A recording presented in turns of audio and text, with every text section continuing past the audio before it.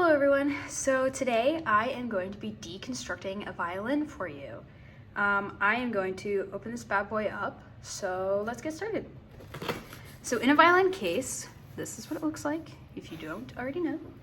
I did pay $60 for this violin. That is all right with me. Price-wise for a violin, that is extremely cheap, as you can see by the missing string. So this is the violin. Over here we have two spots, one here and one here for our bows. And then in the back over here is a little compartment, usually for rosin or for accessories of any kind. So yeah, and then we have a front pocket up in here for any sheet music or anything like that. So yeah, I'm gonna take this out and we'll pop this over here. So this is the base of a violin and our bow. For the bow, usually we have horsehair here that is used for playing the strings. We rosin them every single time we play usually. Usually we have to replace the hairs every so often. Depends on how hardly you play. Professionals can anywhere between 2 or 3 times a year or to once every 2 or 3 years rehair their bows. Down here we have what is called the frog. Over here you tighten your bow by twisting and turning this, which tightens the tension on your hair. You have the long pole here and your end. Now for the violin, we have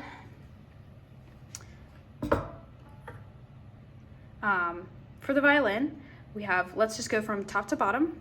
Up here we have your scroll, which is usually in a scroll shape. And then we have the 4 pegs that are used to tune the violin. All pegs are tapered in the hole, so they are just held in by pressure. They're not held in with any kind of glue or anything. They do often pop out, depending on the temperature. But yeah. Now for the fingerboard here, we have what is usually made out of ebony. It is naturally black, and it is used because it is strong enough to withstand most playing. It is laminated in here with the neck back here of the violin. Now to the base of the violin, you have your 4 strings, your bridge, and your fine tuners with your tailpiece that holds the strings into place. The bridge is also not attached at all by anything. It is just held in by sheer force of the strings down. It is possible to just sit here and twist and turn your bridge, and I will be taking that off and showing you guys what that looks like. Then you have your top piece here with your 2 F-holes, which is used for sound. You have your chin rest, you have the ribs, and then the back plate. The back plate and the front plate are usually the same except for the F-holes. So the first thing that I'm gonna do is I'm gonna start by taking off the strings. Usually you can do that by unwinding, and these strings are very old and rotted out. You can usually start off by just unwinding the strings, and the strings are usually put in through the peg. So this may take me a second.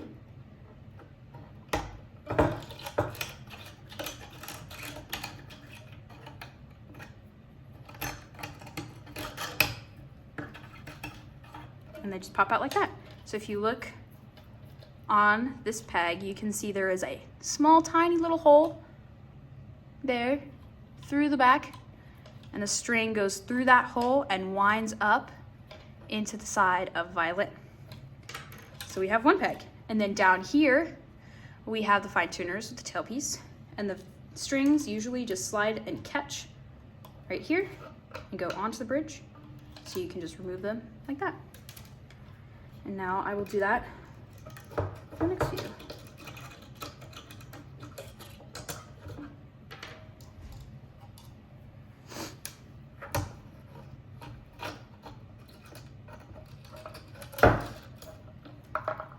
And if you can see, our bridge has come off because all of the pressure from the strings has been removed.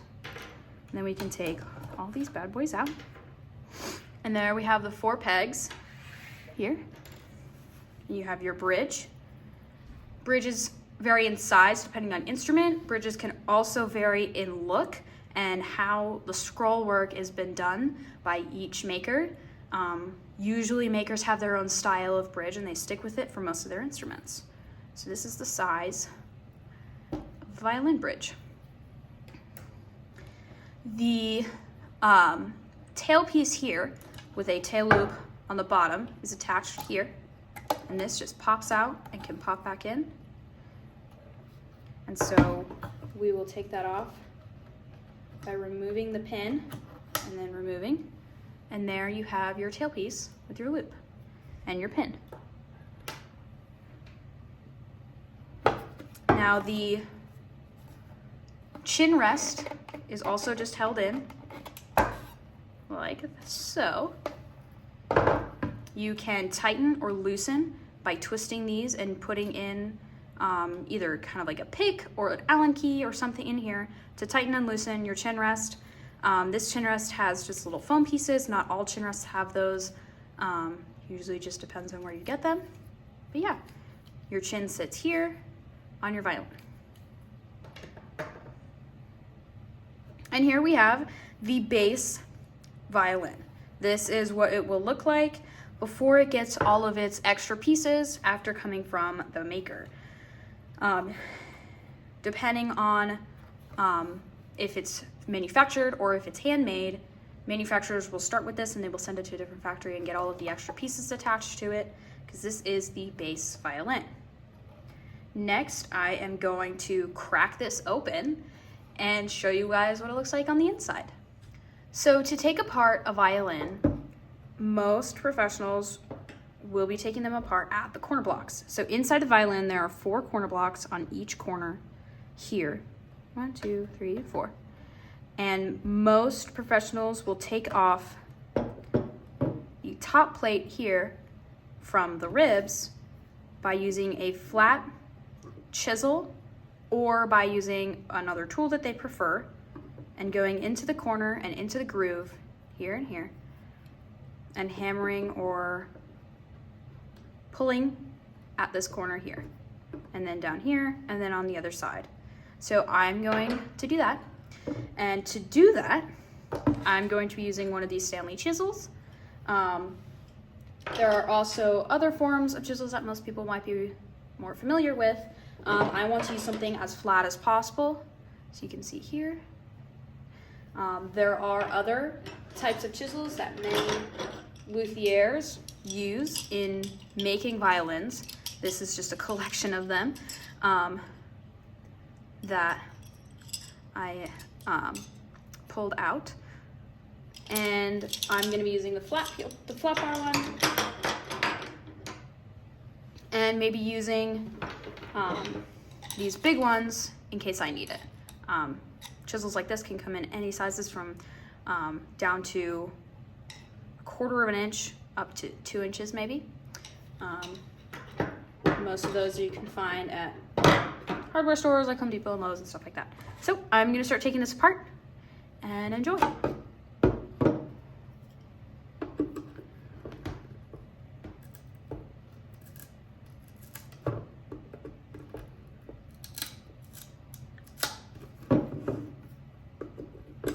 So if you hear the cracking, that is the glue breaking its seal.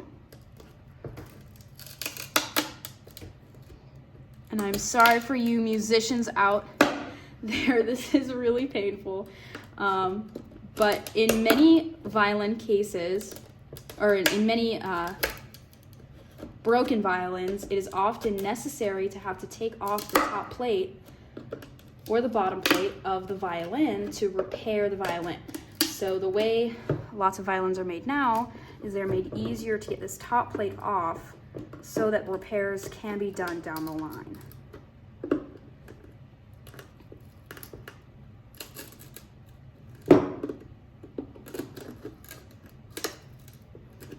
as you can see, it is starting to split off.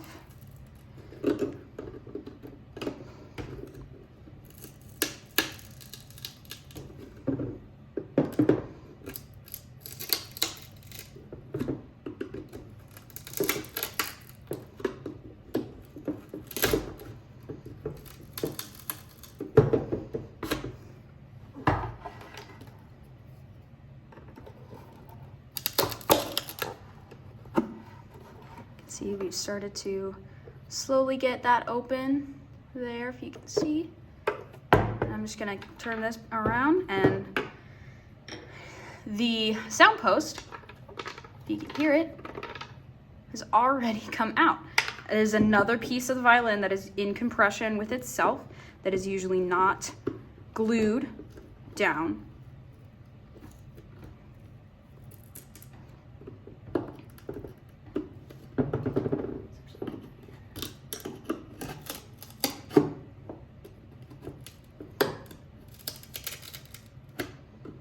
Now, this is a cheaply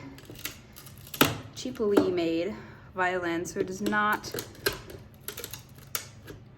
probably not going to go back the same way that it was, but that is okay with me. The purpose of me buying this violin was to show you guys what it looks like on the inside.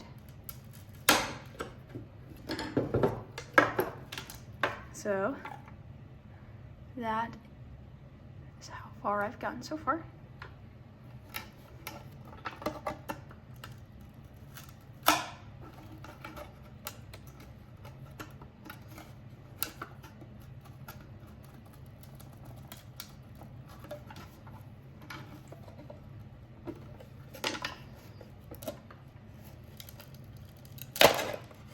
That should just pop out like that. So now we have the inside of a violin. So to go through a few things, this is the bass bar of the top of the violin. Sometimes they can be placed on the top plate, sometimes they can be placed on the bottom plate. And then right here, which you heard before, is our sound post. The sound post will usually sit in the lowest spot on the bottom plate and the highest spot on the top plate to keep that from crushing in a case, and often used to resonate through the violin. So that is the sound post. Here we have the tag of who made it. So this was in fact made in China. This is not made by a maker. It's just made by a brand, and usually these are just glued on. Most makers will put their tags right in line with one of the F-holes, so that you can look in the F-hole and see who made it. So you can also see on the edges where the varnish was left and where it seeped through before it was glued. We have some glue stains here. We've got the gradation of the F-holes over here and over here. And you can see the raw wood here. And on the inside, we've got what looks like paper. Usually that is not there. And then here we've got our corner blocks, like I talked about before, which was the best part to take apart a violin because it is the most wood you've got, instead of just breaking through a shallow part here. If you look on the inside, you can see how the ribs, which are these parts here and here, how they are made. This specific violin has extra wood on the top and the bottom to hold that curve into place. And on here as well. We have down here, you have the bottom or the end block, which is where your pin is going to go in the bottom here, and another secure spot for the top plate and the bottom plate to meet. Up here, you've got your top block, or top and end block. And if you look here, this is where the top plate sat, right here, where this notch is. So this will slide up into the neck. I can get it back in there again. It will slide up like that into the neck under the fingerboard and slide out like that. And it will sit again right on top of the top end block. Again, we have our fingerboard, which is attached to the neck here. It's usually glued, and it is also curved here until it gets to the back here. And it's hard to see what that looks like. Most of the time there are not these notches for the strings. They will either not have notches, or they will be made into the top. Here they look like they were just cut into place, but usually that won't just be from wood. That will be from the stone of the fingerboard, and it will be ground out nicely for each size of the string. And then you have, again, your scroll and your 4 holes for your pegs. So that's what it looks like inside a violin. And that is the top. And this will just slide back here. And then it will get re-glued when all of the